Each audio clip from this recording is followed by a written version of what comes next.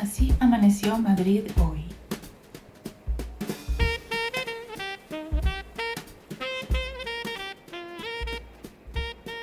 Hola gente, ¿qué tal? ¿Cómo están? Espero que muy bien. Me perdonarán hoy si no tengo suficiente luz. En un momento salió el sol, pero no pude grabar en ese momento. El resto del tiempo ha estado bastante así gris. Tendré, no sé, que editar la luz luego. Espero que no me quede ni demasiado saturado ni demasiado desaturado, pero bueno, se hace lo que se puede. También tengo al vecino de los altos claveteando algo, en fin. Este es un video que me gusta mucho hacer, que es la lista de los cómics que leí el año anterior. Están todos, o casi todos, bueno, todos de los que vale la pena comentar algo relevante, salvo dos. Uno del que ya hablé en la lista de lo peor del año pasado y otro del que hablaré más adelante como parte de la serie de libros sobre guerras actuales. Los cómics de los que hablaré hoy, bueno, son en su mayor parte novelas gráficas que están en orden de preferencia de más a menos, con toda la subjetividad que ya saben. En la lista del año pasado eran 15, que no todos me gustaron igual, pero que tenían cada uno algún valor. Es muy difícil clasificar por orden de menos a más, a veces porque son historias muy diferentes o de géneros muy diferentes. Dependiendo del tipo de género que te gusta leer, podría recomendar uno u otro. Pero bueno, todos tienen algo que vale la pena destacar. Hasta llegar a los primeros puestos, que son los de verdad mis favoritos. A los primeros 3 puestos los podría haber colocado a todos en el número 1. Y allá vamos. Una invitada en casa de E.M. Carroll, publicado por Roca Editorial, que pertenece a Penguin Random House en 2025. El título original es A Guest in the House. Tengo que decir que a mí me gustan los thrillers en televisión, pero en literatura no suelo consumir ni thrillers, ni terror, ni horror, ni novela negra, ni nada de eso. No obstante, como este libro últimamente me ha salido, está en la sopa, en Goodreads, y la cubierta me llamaba mucho la atención porque se veía que va a haber algo de tipo paranormal en la historia. Entonces lo saqué de la biblioteca y me lo leí. Abby, el personaje principal, es una mujer que a sus 30 y pico, podría decirse, se casa con un hombre mayor, viudo, que tiene una hija. Se van a vivir al borde de un lago, al pueblito de ella, pero hay una presencia que los sigue hasta allí, o al menos eso siente Abby. Es la sombra de Sheila, la primera esposa de su marido, que está rodeada de una aura misteriosa. Nadie habla mucho de ella, no se sabe si se suicidó o si la mataron. Y Abby como que se obsesiona con esta historia, con esta mujer. Está bien, aunque yo diría que no colmó mis expectativas. El final no lo entendí realmente. No sé si está como para que tú saques tu conclusión muy particular. Tendría que leerlo quizá otra vez, cosa que no estoy segura de que vaya a hacer. Es evidente para mí la influencia de otras obras, como por ejemplo de Rebeca, por todo esto de la ex mujer que ronda y que manda en las vidas de estas personas y que tiene como un misterio también su existencia. Todo esto de la omnipresencia de la ex esposa, pero también tiene a su forma su originalidad, porque no es exactamente esa la historia. El final, como quiera que sea, te sorprende. Por culpa de una flor, de María Medem, publicado por Blackie Books en 2024. Esta es una cosa rarísima. No lo tengo aquí, ya lo devolví a la biblioteca, pero es un libro bastante voluminoso, es bastante gordo y se trata de una muchacha que vive sola en una especie de aldea donde no hay nadie, lo único que hay son unos perros ahí, y se lo pasa en sus reflexiones existencialistas, medio filosóficas, melancólicas, hasta que caminando se encuentra con una flor y hasta que también llega una persona a la aldea, y estos dos eventos como que la sacan de su pasmo y de su zona de confort, que al final no es tal, sino como estar sumida en un círculo de emociones y pensamientos tóxicos relacionados posiblemente con la ansiedad o con la depresión o con un trauma. No se sabe exactamente porque la historia es muy metafórica y fragmentada. A mí me interesó al comienzo la onda filosófica, introspectiva.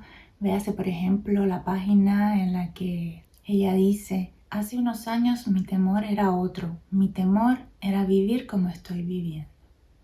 Me pareció súper interesante, dije, esto promete. Pero luego, cuando ella inicia su viaje de autoconocimiento, Uno se pierde un poco a veces porque no sabe por qué suceden las cosas o para qué. Es como si solo la autora lo supiera y ni siquiera ella a veces lo supiera. Y aquello se va alargando y tú como que te desesperas un poco, ¿no? Las ilustraciones, si se fijan, son muy originales, minimalistas, pero aunque la paleta de colores es bastante restringida, son interesantes porque son colores vivos, a veces incluso agresivos, bien acorde con todo esto de los estados anímicos extremos y cambiantes. Hay gente a la que no le gusta la estética de este libro, a mí me pareció original. También, ¿qué se le va a hacer? Al parecer es el estilo de esta ilustradora, como se puede apreciar en las cubiertas de varios de los libros de Kurt Vonnegut, entre otras novelas que ella ha ilustrado. A mí me gusta cómo juega con el ritmo y la repetición de las viñetas, porque eso no solo agiliza el monólogo, sino que te transmite una acción física y de pensamiento del personaje. Te puede generar incomodidad también. En fin, que si te gusta este tipo de ilustración y de historias filosóficas, introspectivas, puede que te guste este libro. Es gordo, pero se lee muy fácil. Es un placer manipularlo y dejarte absorber por todos estos colores. Las efímeras de Jeff Lemire. Jeff Lemire, otro maestro de la ilustración. Yo pensaba que por su nombre era quebequense, pero no. Es canadiense, pero habla inglesa. Fue publicado por Astiberri en 2024. De título original Fish Flies. Esto es realismo fantástico con drama y un poco de detectivesco. A mí ya por el título Las efímeras me había llamado mucho la atención porque estos son unos insectos muy particulares que hay en Canadá y en otros lugares, por supuesto, que pasan una parte de su ciclo vital en los cursos de agua, en los lagos y eso, y luego llegada su fase adulta, salen todos a la vez del agua y se posan en todo lo que hay alrededor. Imagínate cientos y cientos y cientos de estos bichos posados en toda la superficie visible de tu pueblo, si queda cerca del lago donde estos bichos crecen, y al otro día todos aparecen muertos. Un poco creepy, ¿no? Porque esta gente, estos insectos en estado adulto no tienen ni siquiera sistema digestivo, porque lo que disponen es de 24 horas para aparearse y luego se van del aire, literalmente. Será por eso el nombre de efímeras, que no duran mucho, o moscas de agua se llaman también, que huelen a pescado. Por eso fish flies en inglés. En fin, para no hacer el cuento muy largo, aquí las efímeras juegan un papel importantísimo desde el principio, porque el libro comienza cuando 3 niños vienen caminando discutiendo porque se quieren comprar unos helados y a uno de ellos no le alcanza el dinero. Entonces, cuando están cerca del mini mart, que es donde van a comprar los helados, se percatan de que está todo el estacionamiento que rodea al mini mart lleno de efímeras sobre el pavimento, ¿no? En todo el espacio disponible visible. Entonces hacen una apuesta, le apuestan al pobre chico que no le alcanza el dinero y le dicen, bueno, te voy a pagar el helado si vas caminando por encima de los bichos hasta el minimart y nos traes los helados de vuelta. Pero que la apuesta es que tiene que ir caminando sin los zapatos, o sea, despachurrando todos los bichos mientras va caminando. Lo que no saben estos niños es que dentro del mercado, del minimart, están pasando cosas no muy buenas. Así comienza la historia, que se va a volver un poco policíaca y fantástica también. Al final viene explicada la curiosidad de cómo se concretó este proyecto de las efímeras y que primero fueron entradas de un blog de internet en el que el autor colaboró, y aquí también me enteré yo de que es más de un tomo. O sea, yo saqué este libro de la biblioteca y no sabía que es solo la primera parte. No había visto este uno que está aquí, ni este uno que está aquí. Cosas de mi despiste. Así que ahora tengo que ir a por el 2 a la biblioteca. El siguiente es La Favorita, título original La Favorite, de Mathias Lehmann, un francés que publicó esto con Actes Sud en 2014 y luego con estas ediciones La Cúpula en 2016. Esta es otra novela gráfica medio terrorífica. No sé qué me pasó este año porque leí tantas cosas así. Todo fue casualidad, créanme, yo no soy así. Pueden comprobarlo en el top de cómics del año pasado, que les voy a dejar por ahí abajo para que si lo quieren ir a mirar. A ver cómo puedo explicar de qué va esto sin spoilear demasiado. Aquí se trata de una niña que la están criando sus abuelos, no tiene padres, no se acuerda bien de sus padres y en la casa no se habla de eso. Los abuelos son sumamente estrictos con ella, sobre todo la abuela. Mira qué mujer tan horrorosa, la verdad, las imágenes son muy creepy. El estilo de ilustración da un poco de miedo. Ellos viven en una especie de castillo porque el abuelo es descendiente directo de la nobleza. Entonces la niña, que se llama Constance, a la pobre le tienen prohibido alejarse de casa y cuando se porta mal la abuela le pega y la encierra en un desván oscuro. Ella le tiene muchísimo miedo, pero bueno, así vive. Ahora, el suelo se le empieza a mover con la llegada de unos empleados portugueses que llegan a trabajar a la mansión, que tienen unos niños, y Constance empieza a tener una relación de amor-odio con esos niños, sobre todo con la niña mayor. Es una onda creepy tipo Stephen King.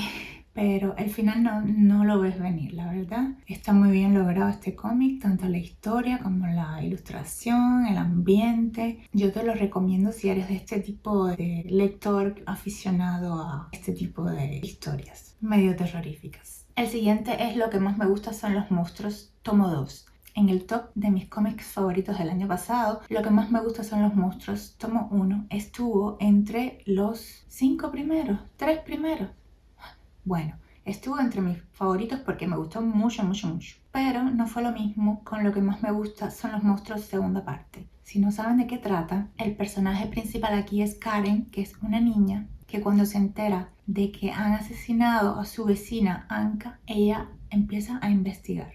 El título viene porque Karen es una niña bastante especial, ella se cree que es un monstruo, ella se siente que es diferente, que es un monstruo y que eso le va a servir para proteger a su mamá y a su familia de los problemas que les acechan, ¿no? De lo malo que padecen. Karen tiene un hermano mayor que es también muy importante en la historia, que es Diz, que es ilustrador y que la lleva a visitar museos, y en estas visitas, además de aprender de historia del arte, Karen va a encontrar pistas para llegar al asesino de su amiga Anka. Anka, que era su vecina y amiga también. Anka vivió en Europa durante la Segunda Guerra Mundial y pasó las de Caín para sobrevivir por ser judía, y todo esto se cuenta en el libro alternado con el presente. En fin, que hay mucho de interesante y de absorbente y varias historias entrelazadas. Los dibujos de Emile Ferris son súper buenos, tienen esa onda de los años 60 en Chicago, la atmósfera decadente de prostitutas, mafiosos y Pulp Fiction, y entonces el segundo tomo es más de lo mismo pero un poco más diluido, entonces lo que era novedad ya no lo es, y de hecho a mí me parece que lo alargan mucho, que le sobran la mitad de las páginas, que metieron personajes que no eran necesarios solo por este hecho de la inclusión forzada, y no están mal las historias, pero a mí me gustó mucho más el primer tomo. El que yo sí le recomiendo a todo el mundo es Lo que más me gustan son los monstruos, el primer tomo. Pero bueno, necesitas leer el segundo para saber cómo acaba, pero ni siquiera cómo acaba a mí me aportó gran cosa.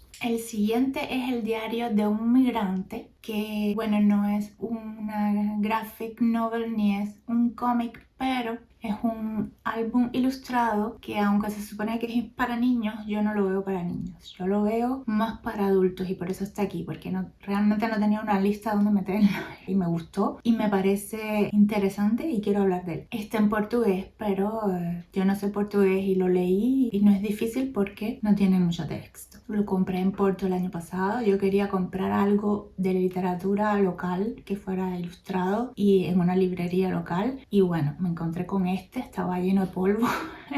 Era el único ejemplar que tenían y dije, bueno, no me voy a quedar con las ganas. Las autoras son María Inés Almeida y las ilustraciones de Ana Sofía González. Fue publicado por Dinalibro en 2016. Aquí el personaje principal es un pájaro, este pajarito que ven aquí, que no te extrañe la apariencia naif y el estilo de collage del libro. Yo diría que es un álbum para adultos o para niños no tan niños, porque es que los temas que se tratan aquí son temas serios, que bueno, un niño también puede consumir, pero yo sugeriría más con acompañamiento o con algún tipo de orientación. Temas como la emigración, el desarraigo, la pérdida, Entonces la historia consigue transfundirte esa cierta tristeza y melancolía y emoción que como que duele un poco, ¿no? Y es muy metafórico. Tiene recursos que son muy bonitos, pero también varias capas, no sé si me explico. Entonces la apariencia de naif y con el estilo este de collage, con colores bonitos, de álbum infantil, va más allá que eso, ¿no? No creo que sea muy fácil fuera de los países de habla portuguesa conseguir este libro, así que lo voy a enseñar un poquito. El pajarito protagonista está claro, un migrante, y este va a ser su diario. Aquí él va a describir su día a día. Tuve que irme. Mi vida está toda dentro de esta maleta. Somos una multitud que huye del miedo. Hoy hice de un vaso mi casa. He hecho un amigo. Ambos practicamos una nueva lengua. Buen día, buena tarde, buena noche. Cada palabra que aprendo es una camisa nueva que visto. En fin, que es la vida de un migrante y cómo se va adaptando paulatinamente a sus nuevas circunstancias. Cosas nuestras de Ilus Ros, publicado por Lumen en 2020. Mientras la abuelita hace los quehaceres de la casa, ella y su nieta se ponen a conversar y así nos vamos enterando de las vidas de cada una y de la familia que no está presente. Este es un libro muy español y también muy musical porque con la historia se van alternando coplas españolas y fragmentos de canciones de diferentes personalidades de la cultura española. Así tenemos retratos acompañados por fragmentos de estas canciones de Juanita Reina, Concha Piquer, Miguel de Molina, Lorca, Rocío Jurado y hasta la Rosalía sale por ahí. Vemos las diferencias entre los gustos de la abuela y los gustos de la nieta. Se habla de moda, se habla de tradiciones, te enteras de muchas cosas interesantes, como por ejemplo que en una época se usaba casarse vestida de negro, como se casó la abuela de ella. Yo no sabía que esto era así. Entonces mientras ellas están conversando, yo me imagino a la nieta anotando en un cuaderno todas estas cosas, ¿no? Para luego hacer su libro. ¿De qué has estado hablando con la abuela que os habéis pasado las dos todo el día dentro de la casa? Nada, cosas nuestras. Los españoles en la época de la abuela emigraban mucho a Francia a trabajar. En España la cosa estaba muy dura. Entonces los niños que nacían allá hablaban francés, aunque eran hijos de españoles, en la casa española, en la calle francés, como la madre de la narradora, la hija de la abuela. Entonces se habla de todo esto, de poesía, de censura, de los tabúes de la época, de las actitudes de estos íconos de la cultura, sus chismes, sus romances. Existía un programa que se llamaba De España para los españoles. Fue un programa radiofónico que emitió entre 1964 y 1978 Radio Nacional de España en Barcelona y presentó María Matilde Almendros Carcasona. El programa iba dirigido a los muchos emigrantes españoles que vivían en Francia, Alemania y Suiza, los países a los que se marchaban, la mayoría en busca de un futuro mejor, y a sus familiares que se quedaban en el país. En aquel tiempo las familias podían pasar años sin verse y algunos no tenían ni siquiera la certeza de que fueran a reencontrarse. En el programa se leían cartas de los emigrantes a sus familiares y se dedicaban canciones, la mayoría coplas y flamenco. Bueno, ahora tenemos las redes sociales, internet y esas cosas. Lamentablemente la radio se escucha cada vez menos.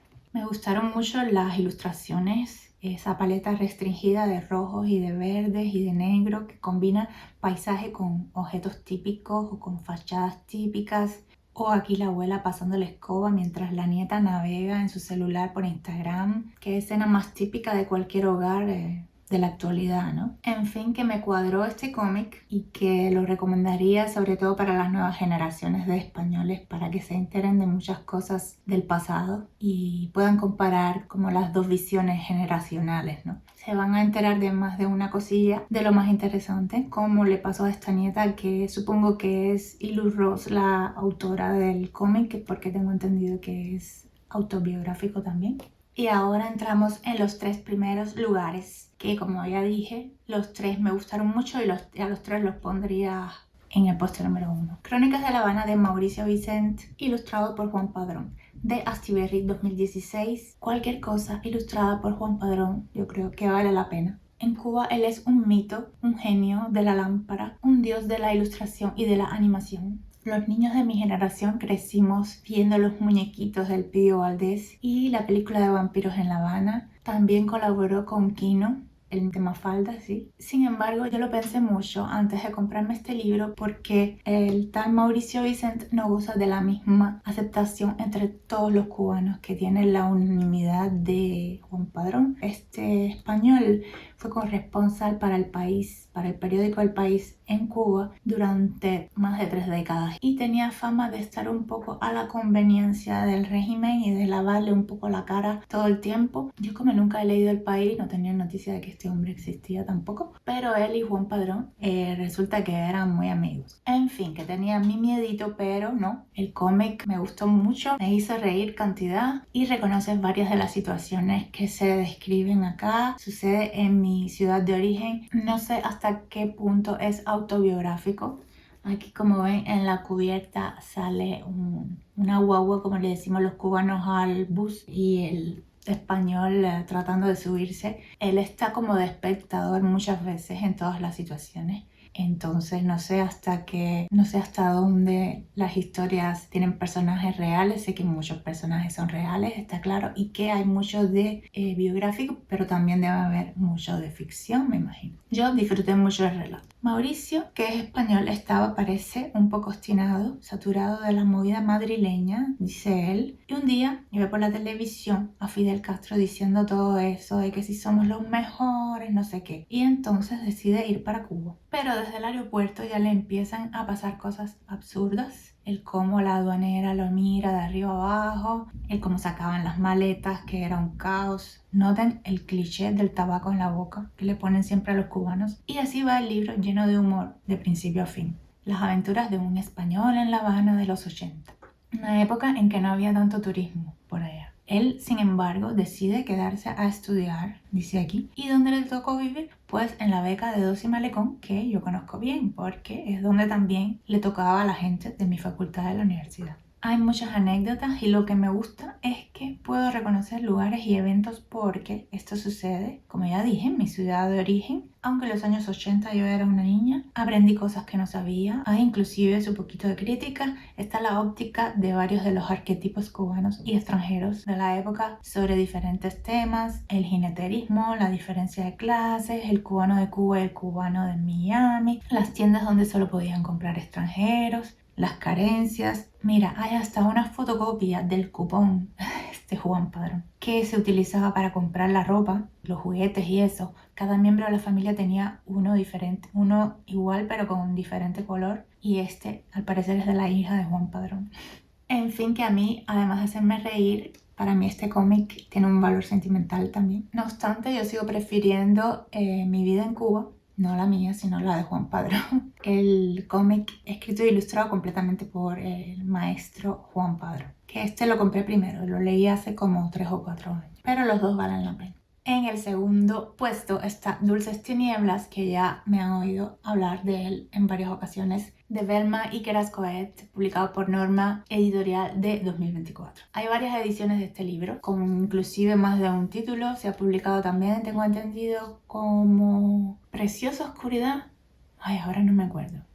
El título original es Jolies Ténèbres, en francés. Este es de tapadura, medio texturizada con sobrecubierta. Por la ilustración tampoco te vayas a engañar, parece muy naif, pero es muy de adulto porque hay escenas bastante creepy, bastante crueles. No es para niños, es muy perturbador en ocasiones. Sí tiene a lo mejor un guiño a Alicia en el País de las Maravillas y a otras obras múltiples. Por eso es interesante también por la intertextualidad y también porque el final tiene varias interpretaciones, que es lo que más me gusta a mí. Que hay mucha tela por donde cortar aquí. Además de por el misterio, porque aquí todo comienza con un sálvese quien pueda de una serie de personajillos multicolores y diversos que rodean al cadáver de una niña. Así empieza, con el cadáver de una niña a la que no se sabe qué fue lo que le sucedió. Está ahí tirada en el césped y está esta comunidad de personajillos que empieza a proliferar alrededor de ella. Les prometo que es un cómic fascinante, aunque a veces incómodo, y bueno, Necesitas ser alguien también que no se deja amilanar por los shocks de ciertas escenas que te puedes encontrar. Y lo más gracioso es porque son personajes muy tiernos y muy bonitos, personajes infantiles como un cuento de hadas, pero a diferencia del otro horroroso que está en la lista de lo peor que me leí el año pasado, que es el de la osa asesina.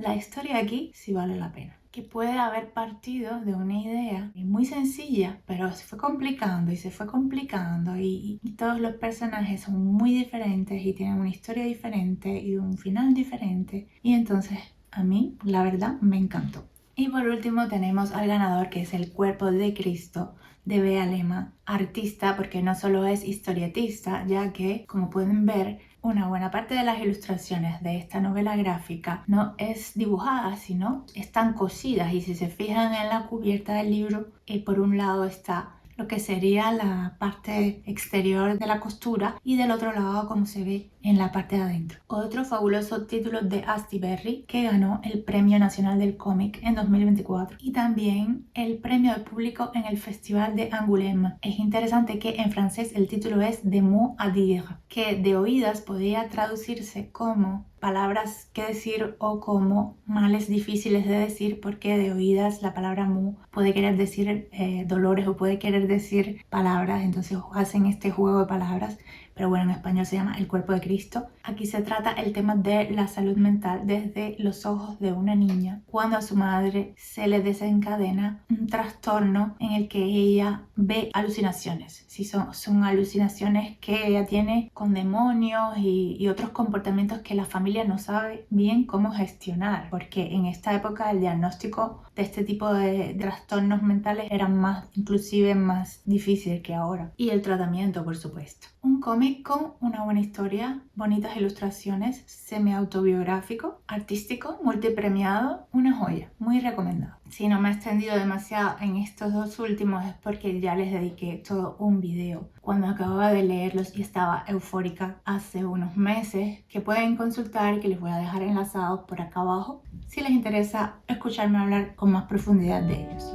Y bueno, esto es todo por hoy, chicas y chicos. Espero que les haya interesado. Recomiéndenme, por favor, más novelas gráficas o álbumes ilustrados. Como habrán visto, yo no soy muy de cómics de superhéroes ni nada de eso, pero estoy abierta a todo tipo de sugerencias siempre que a ustedes les haya encantado. Yo siempre estoy en busca de nuevas joyas literarias. Les deseo un muy feliz finde y mejor semana.